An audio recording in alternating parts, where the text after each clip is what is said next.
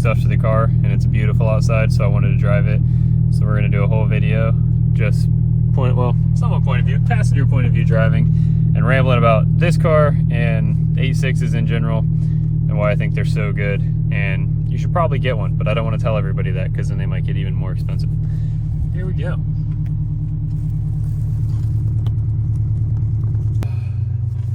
No, it's like 2 days before Christmas, and I really just wanted to come to this parking garage so that I could take a couple pictures and film a nice little video. And I don't know why I didn't really think about the fact that this place is going to be packed, but it is completely packed. So I didn't really get anything good. So instead we're doing a driving video and listen to me ramble about cars for a little bit, because it's kind of my favorite thing to do. Now, if you guys have seen my other video, this car looks significantly different since then, and I've filmed some stuff in between that I'd like to post. I just haven't really edited it and haven't really found a good way to edit it. I'm not the best at filming things, especially like, I don't want to say tutorials, but stuff on me working on it. I usually just kind of start working on it and don't really think much about filming it, but that's okay. And I'd like to have the windows down, but then you won't really be able to hear me, so I guess this one you'll be more about hearing me talk than the car. I don't know which one you guys would rather hear, but let's get out of here. And I do wish I had some more fun roads for us to cruise down.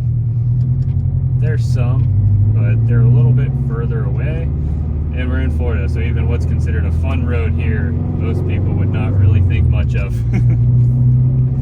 Everything is very flat down here. But for anybody, while we get out of this parking lot, anybody unfamiliar with my car, we have a JDL turbo kit, a Garrett 2860 RS, E85, a bunch of other stuff, bigger injectors, all that, all the supporting mods that usually go along with it, and a stock motor, which has treated me very well so far. This car's got 100K on it, 105,000 to be exact, and it's done me really well. I've had no problems with it. A lot of people in the comments in my other video like, oh, did it blow up yet, or how many miles are on it, or is it broken? Nope, none of the above. It's perfect. Knock on carbon fiber, it stays perfect, but it has treated me very well. And that's something I think is a, what is that, an M2? It is an M2. That is an interesting looking car. I know a lot of people are saying that that's been growing on them. I am not one of them. That new M2 has not grown on me whatsoever.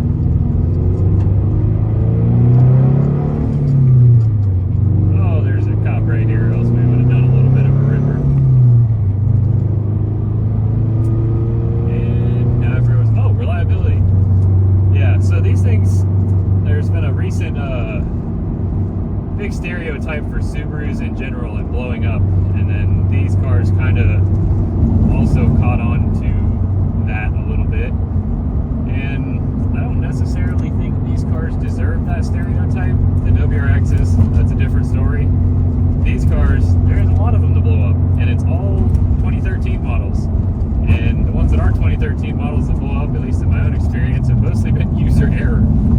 I only know off the top of my head, I think one person that's blown one of these up that wasn't a 2013 model, that was like, you know, not boosted out of its mind or something. And that one that blew up ran out of oil, and so you can't really blame the engine when all the oil leaked out and it blew up.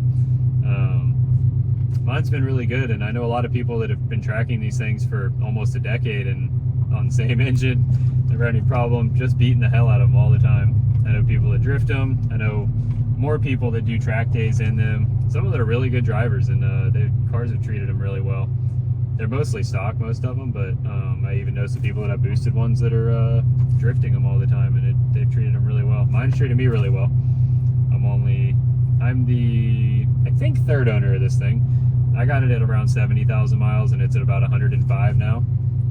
And it's treated me perfectly ever since.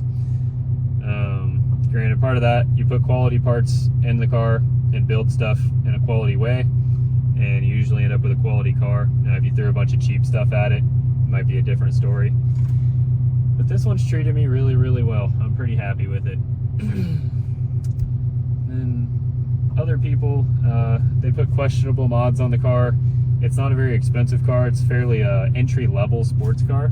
So you get a lot of people that aren't really that experienced or don't have a lot of money buying this. It's their first sports car maybe, some stuff like that. They end up doing questionable stuff to it, a lot of mods, no tune or off-the-shelf flash tunes, or even worse, off-the-shelf tunes that some dude on Facebook messed with and then you downloaded it. And that usually doesn't end very well for cars. It's not that good for them. And they end up not being built very well. There's a lot of eBay mods for this. You can really cheaply do a lot of stuff. And even I cheaply did a lot of stuff when I first got it. This is really the first car that I've built. I was mostly into trucks before this. This is the first car that I've ever built. And when I first got it, I didn't really know what the difference was between rep parts and real parts and what all that meant, because when you're into trucks, it's really not like that. You kind of just buy whatever thing suits the needs or suits whatever goal you're looking for, like off-road stuff. Like there is, like, you know, nicer brands of stuff that are more reputable, but then some of the more reputable brands really aren't that good. So it wasn't so much of a thing. And then this car, I was like, oh, I need adjustable suspension. So I go online, type in adjustable tow arms or whatever, and then I don't know what any of the brands are. I get Godspeed ones, and they're terrible. And I was like, wow, these suck. They weren't easy to install. They made a bunch of noise. They wear out real fast. So I was like, yeah, this sucks. What the heck? So I do a little bit more research into that and find out, oh, these are mostly either replicas of other nicer parts or just kind of bottom of the barrel, not built very well, not a very high quality standard on them, and they're cheaper. And I was like, oh, okay, so let me rebuy all of this. And since I had to buy it twice, that kind of made me look at things in a different way. And this is a couple years ago now. I've learned a lot since then about, you know, what brands are nice and stuff like that. I knew a lot mechanically about cars, but like was never into like building one in like an aftermarket kind of way. I was into it, but never could afford to have two cars. So that kind of taught me a lesson. I was like, all right, I'm gonna buy stuff one time, spend the money on it, and it'll be worth it because I won't have to buy it twice, and it'll perform the way I want it to. It'll actually make the car better. Something to think about when you're modifying your car. Is this actually making the car better? And if it's not, then maybe rethink that. Now, if you want to build a stance car, or you want to build whatever you want to build, I don't care, but I think it definitely makes it much more worthwhile if you find something you want to do to the car, and then make sure that it's making the car a better car. And if it is, you'll usually be pretty happy with it. And if it's not, you might be happy with it for a couple days until the joy of the new thing wears off, and then you're like, wow, this kind of sucks. A lot of people do that with exhaust when they first get into cars. They get a real loud exhaust on it. They're like, this is awesome. And then they drive it on the highway every day to work, and then they're like, wow, this isn't so awesome. But that's part of being a car enthusiast, especially like a younger or newer car enthusiast. You learn that stuff. And some people have the ability to read other people's stuff online or see videos about what they did and what they wouldn't do again, and they can learn from other people, but most people can't. Most people just got to do it themselves. Do the cheap stuff, do the easy stuff, realize that it sucks, and then move on from there, redo it. Or, I mean, in the worst case, you sell the car or try on a different car, but I think it's worth it to just stick with your car. And even having to redo things you weren't happy about, it's fine. Don't worry about it. Everybody does stuff like that. I've had my fair share of those things, but I think I've learned enough that do a lot of research and actually plan out the build rather than just buying random things or buying whatever's cheap or buying whatever you see on Marketplace. And then lately, my taste in these cars has changed drastically. This one is wide-bodied, which is kind of a fad that's going away. I don't really regret it because when I bought it, there was some quarter panel damage that I didn't really know how to repair at the time. And it was easier to just get a body kit and cut out the damage and hide it than it was to repair it. So I did that, and then some time goes by, and I'm like, you know, I think that this body kit that I ordered off the internet might not be a real one, because it's like warped in some spots, and it just doesn't seem to fit like some other ones that I see. So I do a little more research, and I bought a replica kit. And, you know, a lot of people buy replica body kits. It's sometimes hard to get, you know, newer body kits or even older ones for old cars, especially like used chassis and stuff, you're trying to get the authentic ones, it can be hard to find them. And sometimes even authentic stuff doesn't fit very well. But when I first got it, I was like, you know, this doesn't fit quite right. And then doing some more research, realized the replica body kits are kind of a big thing, and it just, you know, says Rocket Bunny kit when you order it online. And I was like, you know, it bothers me every time I look at it that there's gaps here and there. And then I hit something on the highway. I was like, this is a perfect excuse for me to upgrade the front end of the kit. They didn't have any of the rear end in stock at the time, so I was like, let me get the authentic front end, and I'm gonna take it a step further. I'm gonna do hidden hardware on it, because I was honestly getting a little bit tired of the wide body look, getting tired of like looking at the hardware on it all the time. I know some people really like that, and it was something I liked at first, and then I feel like I've kind of grown out of it. So I was like, let me do hidden hardware. It'll be one of the first ones that I know of with that body kit to have hidden hardware. And then I did the front, and it fit like a glove, absolutely perfectly. There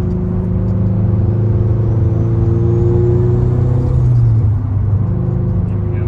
Fit perfect, looked really good. From a distance, you almost couldn't even tell that it wasn't like molded to the car. It was really cool. And then the back end was still the replica kit. Still didn't fit quite the way I wanted it to. I wasn't really super stoked on it, but I couldn't get any of them. They were out of stock for the longest time. I would check like, you know, once a week, once every couple weeks. Oh look, there's 86 friend right there.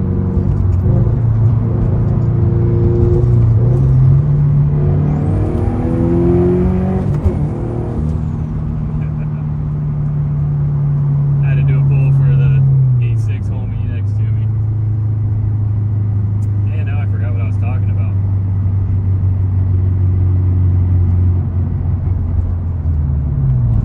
Oh, replica body kit, yeah. So some time went by, the car was wrapped. I was like, you know, I kind of want to unwrap the car. I'm a little bit tired of the wrap, a little bit tired of looking at it. And there was some stuff that was peeling up. I was like, oh, you know, I can just fix that spot. And then I had some leftover vinyl. I go to put it on the car, and it doesn't really match anymore. It faded out in the sun.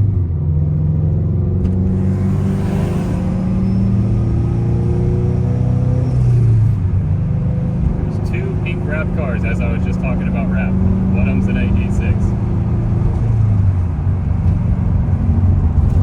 So I was like, oh, I'll just rewrap the panels that are messed up. And then since the car had been wrapped for about a year, it had faded a little bit, and the new wrap didn't match the old wrap, even though they were from the same roll. Because it faded out, it was a little bit different color. And I was like, you know, I'm too particular for that to sit right with me. That's not gonna work. So I was like, let me unwrap the car, and this will be a perfect excuse to try and find some new rear quarter panels, or new rear fenders, I should say, the wide body ones that are authentic, and I'll do the hidden hardware to match. And to my knowledge, it's the first one with the full hidden hardware on a Rocket Bunny V1, which, I mean, I know that's a lot of qualifiers, so it doesn't really mean much when you say it's the first if you add 8 qualifiers to it. But I still thought it was cool. And then down the rabbit hole I went of trying to find some. Ended up finding a local parts company owned by some guy. Well, I was in second year, not first. Owned by some local guys. And I was like, hey, can you find me these fenders? I know they're kind of hard to find, but maybe you can. Next day, they were like, yep, I can get them here in 2 days. Like, all right, let's do it. And from there, I was like, I'm going to build this car a much different way. I want to do all hidden hardware. It's going back to black. Do more simple aero. And now I've got the wider, more aggressive look. It definitely doesn't look stock if you like have an eye for it, but if you don't have an eye for it, you aren't in cars, it could pass as stock. And then I was like, you know, I need to change up the wheels. I want to go with a more authentic wheel. It's lighter weight, and I want white. And all this is stemming from me kind of changing my whole taste in cars.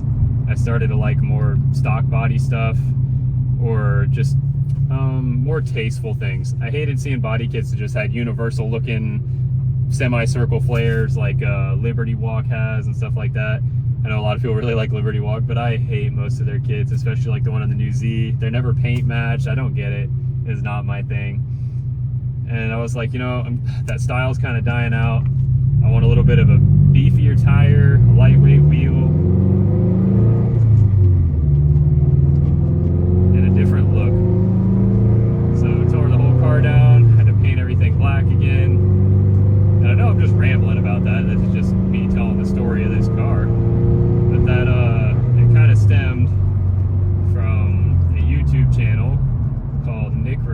Alvarez, I think is his name. He makes a lot of content around like the 86 chassis and stuff. He like highlights a lot of builds, talks about some cool parts that like a lot of people never heard of or such. I was like, wow, these cars look really cool. I want to build something like that instead of the, you know, wide body, huge wheel kind of deal that I was currently building. So that changed my whole perspective on everything.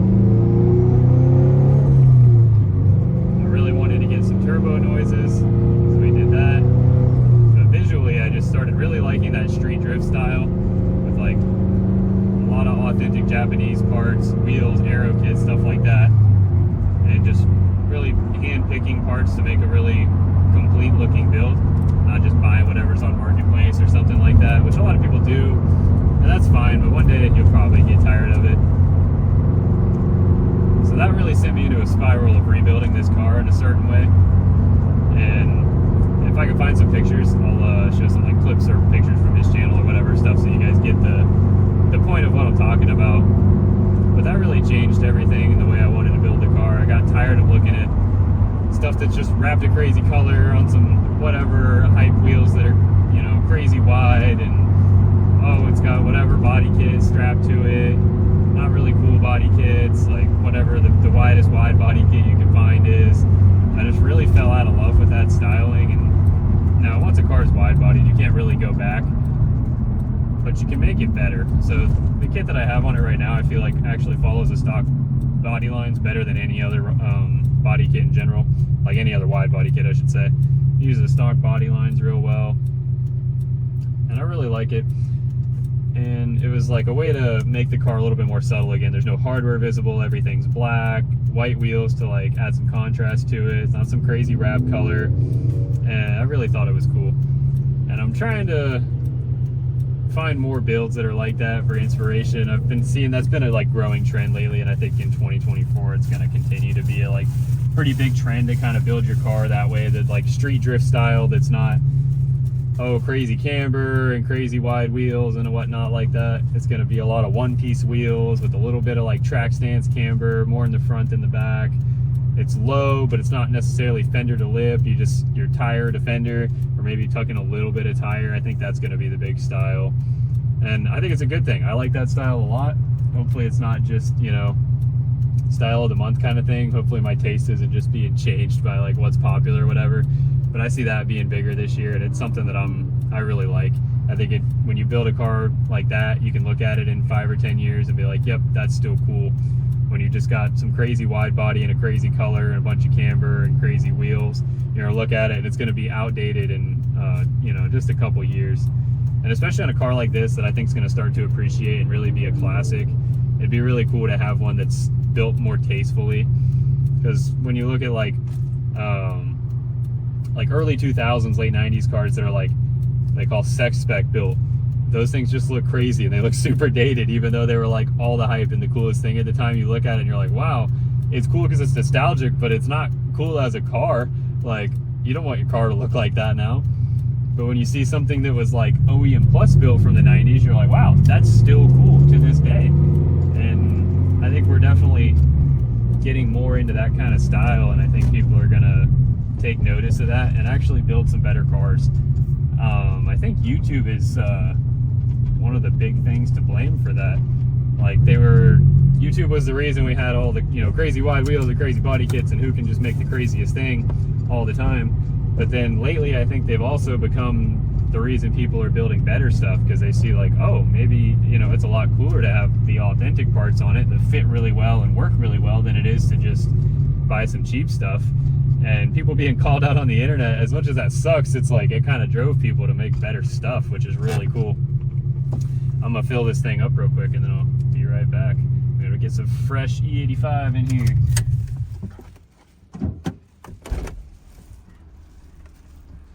Actually, you know what? We'll do a little bit of a gas station walk around while we fill this thing up.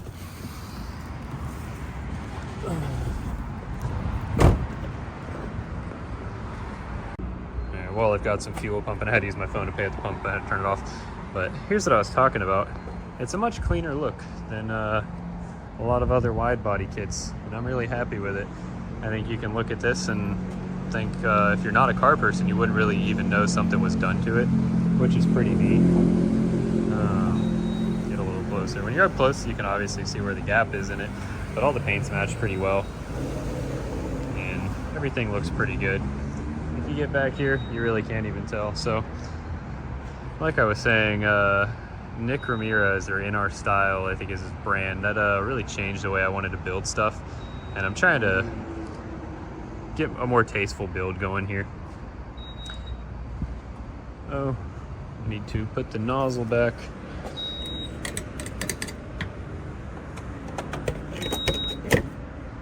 But there's an outside look. Nurspec wing, which is actually one of the most controversial things on here. I think I get more comments about this wing than I do the body kit. Either loving the wing, wanting to know what wing it is, or hating the wing and wishing I never put it on. But for those of you that don't know, it's actually a factory option. And I think just Europe, maybe some other places, but I don't think it was in Japan. I think it was just Europe. It definitely wasn't here in the States. Sorry, I have this plastic in here so I don't ruin this seat, because I am a mechanic and I get pretty dirty at work, and my pants will ruin this nice red seat if I'm not careful. But yeah, that wing came, there's a whole body kit actually, the Nurspec kit. It comes with like skirts and a lip, and I think there's a lip. Definitely comes with skirts in that wing. And it's one of the most hit or miss things on this car for a lot of people. I absolutely love it. It kind of just looks like an STI wing, and they call it the STI wing for this, or some people do, which I think is a little bit cringy. Any wing that looks like that, everybody calls it STI wing. But that's one of my favorite things about it. But a lot of people just either really hate it or just really want to know what it is because they want one. It's kind of weird. Most polarizing thing on the car, I'd say. Then did get some gauges I bought off a buddy that he had custom made for this car. I got 2 Alcantara pillars to go with it. Nicer head unit, lights at the bottom, GJP vent pod. All the goodies for being able to monitor all my stuff. Now, I think when I pulled in, I was talking about, let's see if I can get this angled right here. That's it, good enough. I was talking about how YouTube has totally influenced the way people are building these cars, or just cars in general. And they were originally like the car you got if you wanted to build show cars, or you just wanted to become a YouTuber or whatever. A lot of people started with one of these, and when I first got into them, I was watching a lot of those guys, and that made me want to, you know, really buy one. I was thinking about it, so I started watching YouTube videos. I see like, oh, you know, I haven't really been in the car scene that long, a couple years.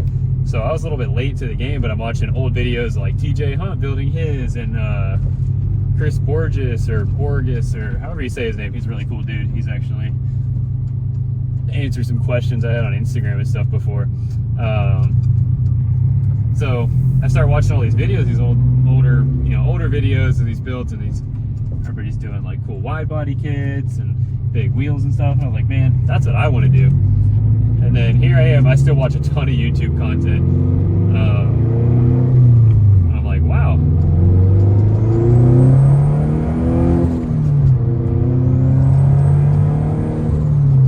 I maybe kind of want to do stuff a little bit different now.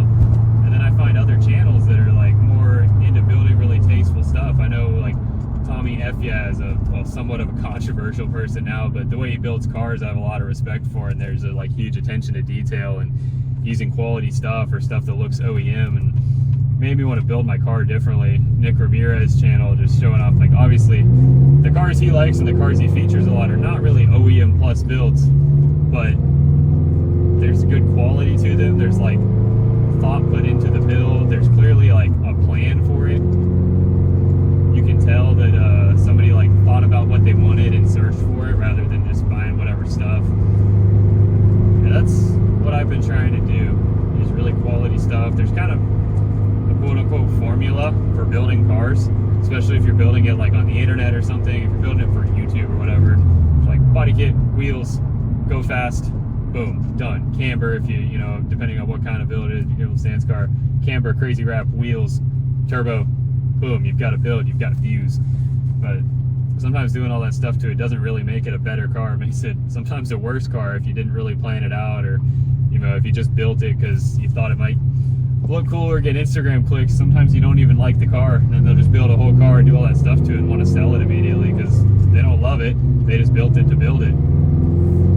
And sometimes I found myself doing that, so I was like, you know, even if the car's got to be down for a while, let's rebuild it and build it right. And now as it sits, I can look at it and I'm happy with it. There's nothing I want to like, there's stuff I want to add, but nothing I want to change about the outside. That's the biggest thing.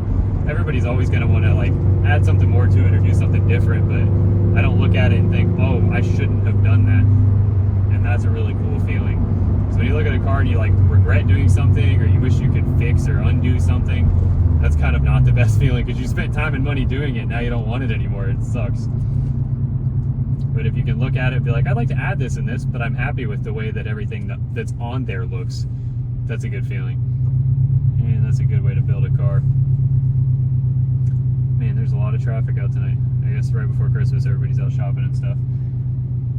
This is what you get for trying to film a video at night on a weekend right before Christmas. Everybody's out. There's nowhere to drive. There's cops absolutely everywhere. The one fun road that I was gonna drive on for this video, I drove on it on my way to those shops actually, just to, you know, do a cruise through and see how the traffic, how the cop presence was, and it was not good. They were blocking like the only corners really, not blocking, but they were waiting behind them. They know people like that road. But it is what it is. You guys get to listen to me ramble about cars and why these cars in specifically are so good. There's nothing really else like it on the market that you can get right now. I know if you're like me, you really like JDM cars, you appreciate other cars, but you're not really into buying other cars. You only want to own Japanese ones. If you're anything like me, I'm a sucker for that Japanese nostalgia. As far as modern cars go, this I think is the closest thing you can get. The modern S chassis, everybody calls it. But it really is. There's nothing else quite like it. The closest thing is, I guess, an Indy Miata that you can buy brand new. And even that's a little bit different. It's even lower powered, and it's a much smaller car. There's no back seat. There's a tiny trunk. It's convertible, which is, you know, some people really like convertibles, some people do not. If you're like me, you don't really like convertibles. I think they're a safety problem, and I don't really like the fact that they always leak, they're paid to service, whatever. Being a mechanic's jaded me from having convertibles. So I mean, they are technically in the same class, but one's a roadster, one's a sports coupe. And then there's a step above, which is like the new Z and the Supra, but I think those are kind of in a different class. They come, they're 6 cylinders, they come turbo, they're a much faster car, which is cool and all, but something about the lightweight, like, purity of having one of these is just, it's different, and there's not a lot like it anymore. The Supra, I think, is a super cool car, and I'd like to have one, but there is a lot of people that don't like how much BMW is in it.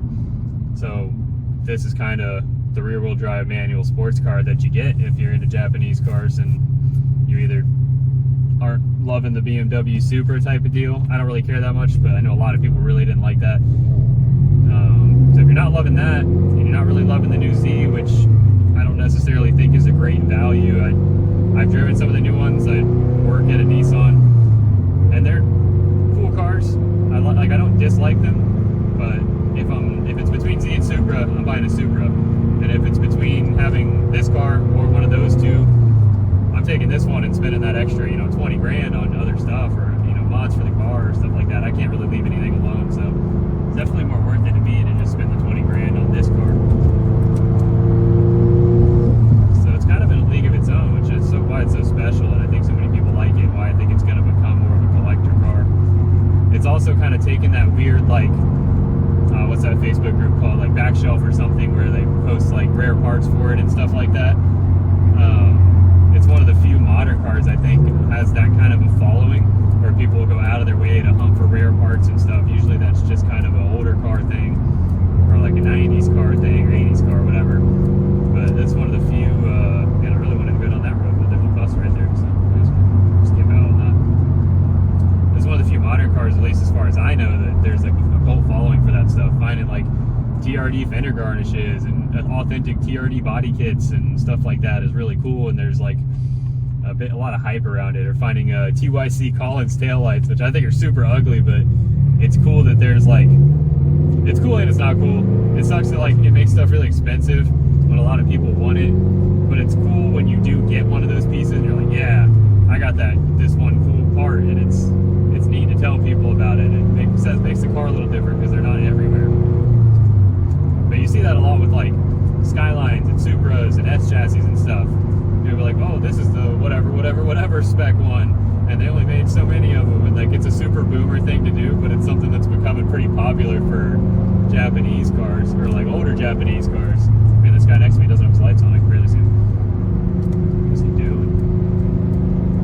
Not a sword? Or a GTX or something? I didn't really get a good look at it. Some kind of old Toyota. Interesting. Yeah, it's something that's a super like a boomer meme that's like, oh, this is a one of whatever, and it has this and this part on it. But I think it's kind of cool. It makes it fun to hunt on the internet. It makes it a little more special when you see one that has like, oh, this original TRD piece or whatever. And it makes me want to collect some more stuff like that. But I don't really see a lot of other like modern cars doing that. I don't see, I'm not super into the Indie Miata community, but I don't see those like having that kind of a, like, oh, this one was only made in 2015 and it had this and this side skirt and these are really valuable. So being that this car has that kind of market behind it, I foresee these having like a like collector value to them much sooner than a lot of other cars do. And then there's not that many other rear-wheel drive manual Japanese cars you can get. I think I already went over the three I can think of. I might be missing something big. I really wish Honda would get back into something rear-wheel drive and offer it to us. But that's going to be a big reason I think a lot of people want to hold on to these cars.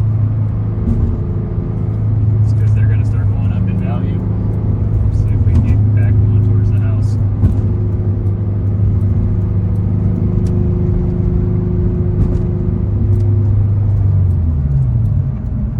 Especially as the manual transmission starts to die out, naturally aspirated cars start to die out, start to have more hybrid stuff. I know there's some leaks of like a newer generation 8.6 coming out that's going to use the GR Yaris motor, but then there's a lot of rumors that it's going to be hybrid too, which I'm not really stoked about.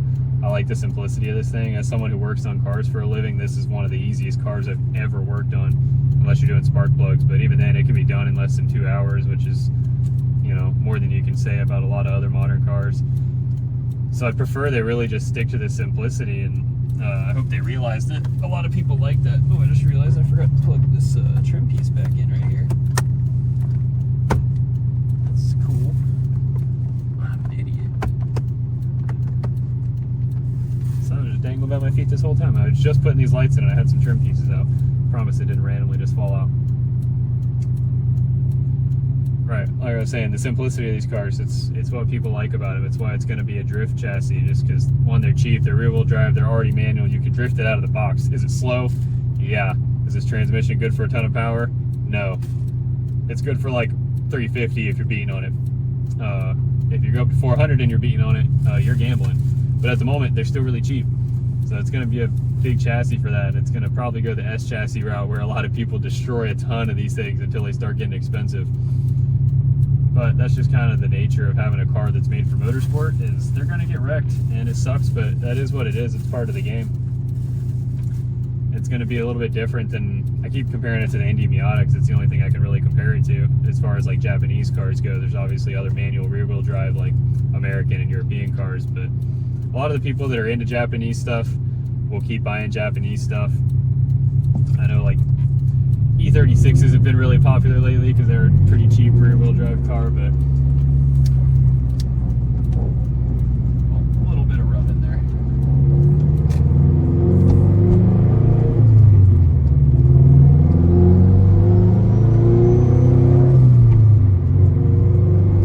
Yeah, there's very few things you can buy for 10 grand. Have a car that you can compete in pretty much any motorsport except drag racing or roll racing right out of the box. Like, you can track this thing, you can do autocross really well, you can drift it, you can do all these things like without really touching the car. Of course, obviously doing stuff to it will help with those things, but they're not necessary for it. And if you're trying to do, you know, the S chassis was really good at all those things, but they're getting old and they're hard to find, and most of them don't work anymore.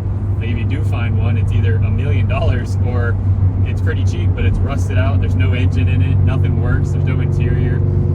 and it's hard to find one of those that's ready to actually do any kind of motorsport with. So this thing's going to fill that role, and as they start dropping out, being crashed and being turned into race cars and whatever, they're going to get more expensive. If you really want one, now's probably a good time to get one. It is cool that they're still in production though, and you can still get parts for them. There's a lot of stuff's the same between this one and the new one, which again is like something compared to the S chassis where like you can get parts for an S13, but they also bolt into an S14 or a 15 or the other way around. You can retrofit new ones to the old one. It's kind of the same story with this. A lot of the suspension parts are the same, which is something Subaru in general does. You can kind of build any Subaru out of the parts from another Subaru, which some people say is lazy and cheap, but I actually think it's really great for the owners and for enthusiasts because it makes parts a lot easier to find, makes them easier to work on. It's like just less confusion when you're trying to buy stuff.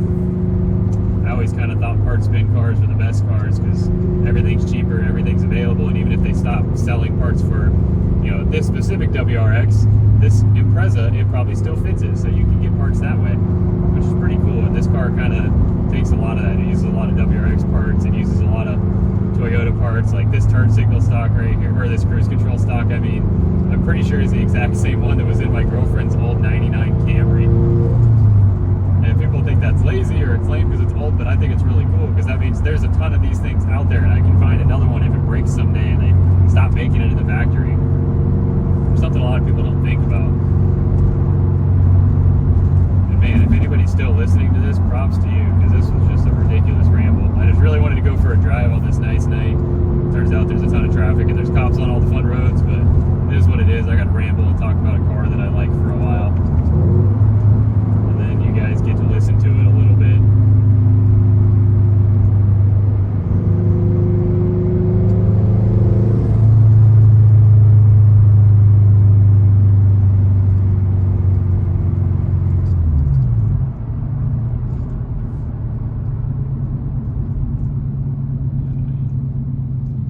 I highly recommend this as a car for people to buy.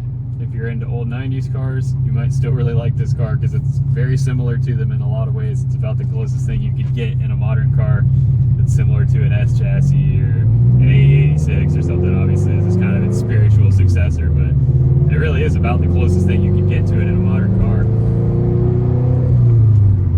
I think they're about as cheap as they're ever going to get right now. I've even thought about buying more of them just because I see like a blown up one for like $3,000. Like that's a crazy deal. Motors for them still aren't super cheap. Like they're still like $3,500 for a known good one. But it's easy to drop them in. You can get the motor out of this if you're at all experienced in like an hour or two. It's not a big deal. It's super easy. Which you really can't say that about a lot of new cars.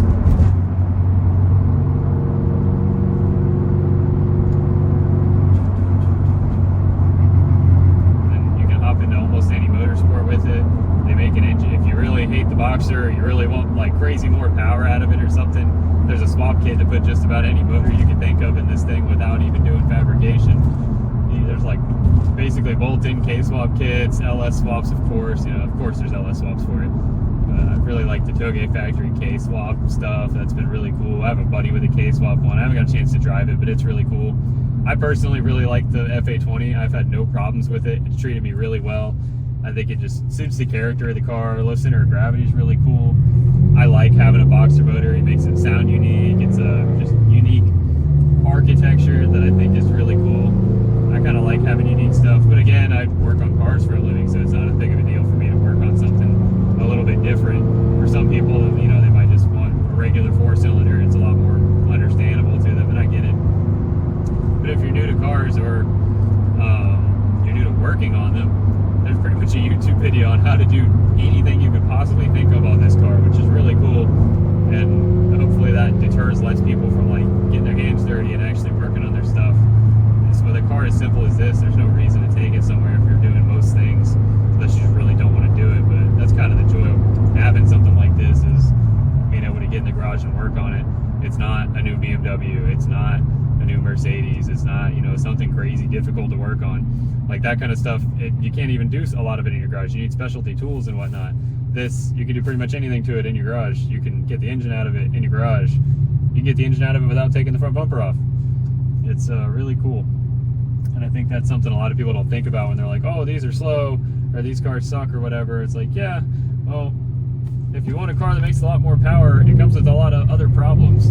Like, I just know so many people that get these and they're like, oh, I need more power, and then they want to hop into a BMW, which is fine if that's what you want, but it's just, I don't think you should buy this car if the type of experience you're looking for is like a lot of power and showing off to people that kind of way. It's not really what this is for, and I'm not really sure how many people, or how so many people get drawn into it in that way. Like, I just don't know how you buy this and you thought it was going to be fast or cool. Everybody's favorite thing to say is how slow they are. I'm not really, do you just not believe them, or I don't know. It's super weird to me how people just end up buying one of these and then not liking it because it's so slow. I just don't know what they thought they were getting out of it. But you live and you learn. I mean, sometimes you try something that's not for you, and I get it if that's not for you, but when you want a bigger, higher horsepower car that goes a lot faster and is good at stuff like roll racing or drag racing, it comes with a lot of complications, especially if you're going like the BMW route, which is just you make a ton of power on those things super easily. But if you blow up an engine in this, you're spending $3,500 and you're back on the road in 2 days. If you blow up an engine in a new Supra or some other like B58 platform or whatever the engine is that's in like the new M3s and 4s, it's going to be 20 grand or more for you to get one and get back on the road, which everybody's not going to blow their car up, but if you're racing something and you're modifying something, that's always a possibility. And if that's going to really be detrimental to you and your finances, if you blow up your engine and you're having you want to mess with your car, then maybe sticking to something lower powered and cheaper is a better idea. And then even this, like, I wouldn't consider this slow anymore. I know I haven't really gotten to get on it in this video, but I just haven't really had a good spot to do it. Too many people on the road and too many cops hiding all the spots where I know that there's not people right now. It is what it is, though. I got to ramble for a while. We're about back at the garage.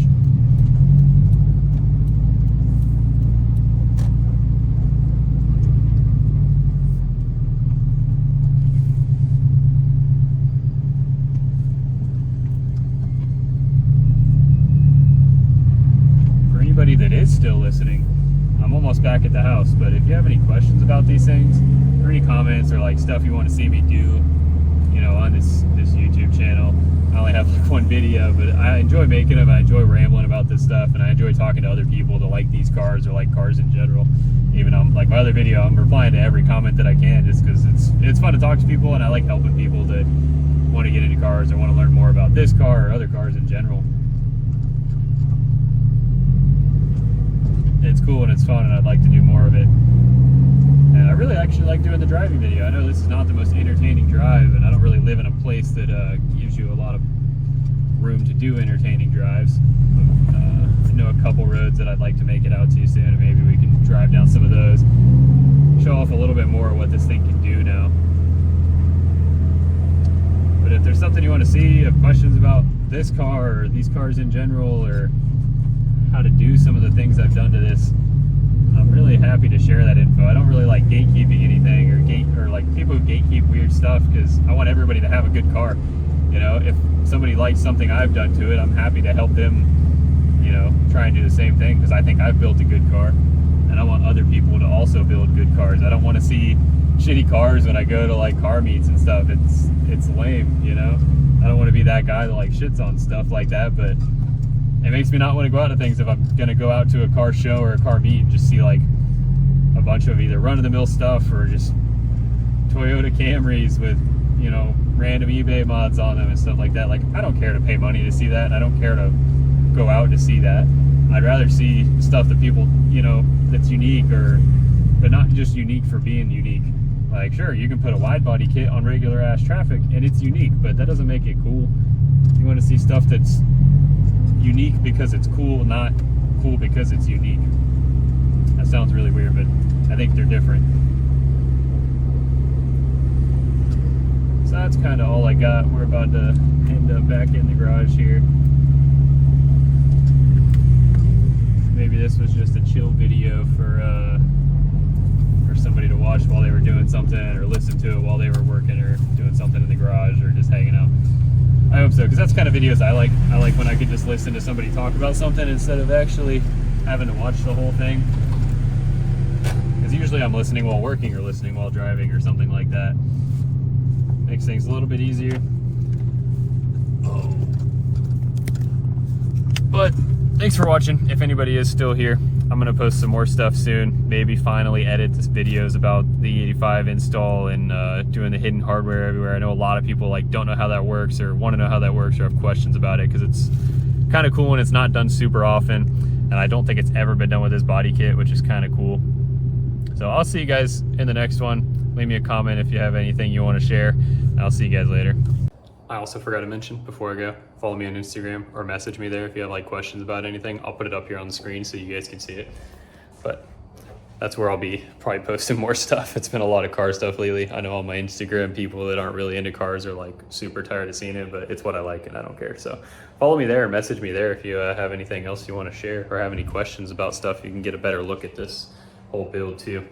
So see you guys later.